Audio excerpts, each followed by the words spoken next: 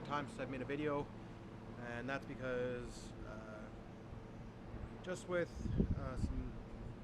I'll be honest, my mental health really hasn't really been there lately, and I officially ran out of all my money, so haven't really been able to make a project because all my projects cost money. I put a lot of money into them, and I get nothing. I really get nothing out of them, not the ones I'm doing.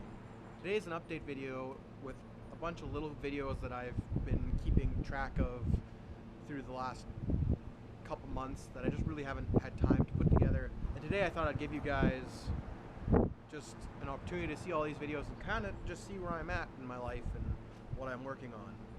And yeah, I really hope you like this video. If you do, hit the like button. If you want to see more videos in the future of me doing random cool projects, hit the subscribe button. And yeah, let's jump right into it. So here in the shop, I can kind of give you a look that there's a lot more stuff laying around, but also a lot more room. Well, here's the updates. That is my 2009 Brute Force 750. It's not getting done anytime soon. It is going to need needs new piston rings, pistons, and I'm probably going to big bore it. Yeah, it's been sitting like that for the last 4 years. 1995 Jag 340. I just need to time the points on the magneto, and then that one should be cleaned up, ready for sale. That is a 2005 2500 411 axle. I got my Chevy 350 here, which once I get a job and start getting money and have income coming in, then this will be getting rebuilt. I plan on me and my father rebuilding it to about 400 horse is my plan. Finished compressor. That one of my videos I had made about me building it. It's a 5 horsepower, 220 compressor that is overkill for the size of the tank. 2005 Cummins common rail sitting in this truck. I just need to make engine mounts for it now. I have the plates, I just don't have the plasma cutter. So I need to talk around, see if I can borrow or rent a plasma cutter to cut the plates, but it's sitting almost exactly where I want it to. And it sits quite nice. A little snug, but I don't know if you can see in there, the lighting's probably pretty bad. But yeah, so this is finally in the truck. And when it's in the truck, then the next thing I'm going to do is I'm going to modify the 2005 rack and pinion steering for this truck, so I actually have good steering. It fit pretty well, actually. I'll show you the inside here. You can see the transmission is there. I didn't actually have to cut a lot of it out because it unbolted. I just cut out around the top there just for extra clearance. This is where inside the shop is pretty much at. I haven't worked in the shop quite often because I've been working more on my jalopy of a vehicle, which we'll see in a second here.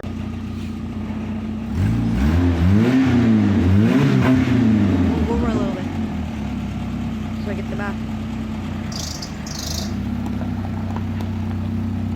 Oh, this is what life has come to for my son Jackson. We've got a truck with no door and no bed and many colors on this tiny little truck, actually. Yeah. Here we go, whole thing. Back of the truck. 1999 GMC Sonoma, 2-wheel drive, 4-cylinder piece of crap that I am fixing. I redid this whole panel here.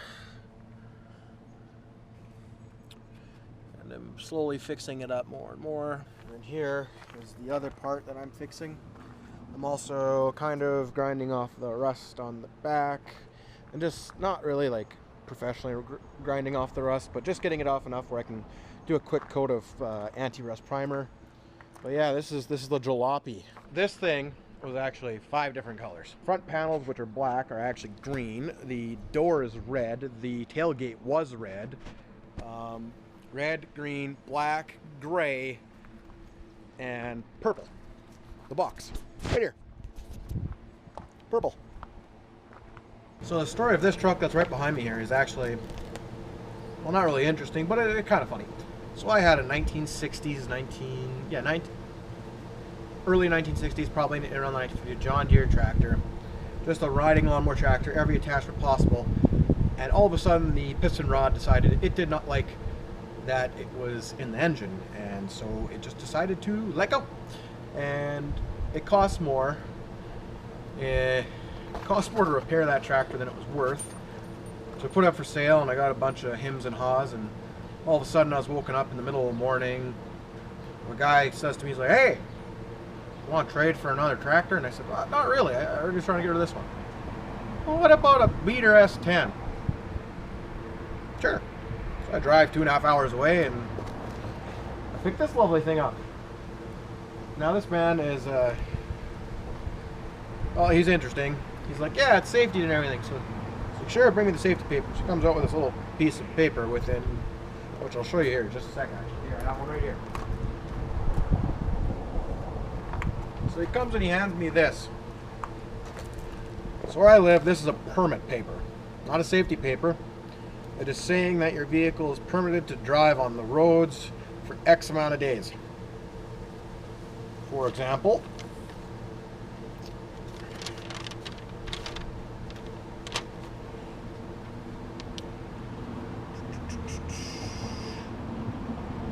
this one's good till July 22nd. Cost me like $200 and some. Whole paper. I said to the guy, I'm like, "That's a permit paper."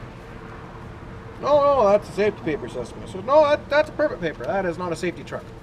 But I didn't want to argue with him. I didn't really care. I drove quite a ways away, and I just wanted to get rid of the tractor to make more space on the yard and have a random truck. So he threw in a toolbox, a truck toolbox for my troubles.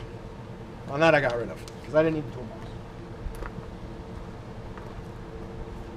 But this thing is a Beater S10. It's 100% what they said. My plans with it right now, because I need a running vehicle, is just to get it to the point where I live, the safety of it is allowed and I'm allowed to drive it. And then after that, I'm probably going to put that 350 into it when it's done, all said and done. I would love to lower it, put a 350 in it, and make it a really cool Beater S10. But yeah, so just part of the update of today's video, and yeah, on to the next part. Oh yeah, I also bought a forklift, so that's fun. Why is he lifting your truck up? Because he has a new toy to play with. Oh.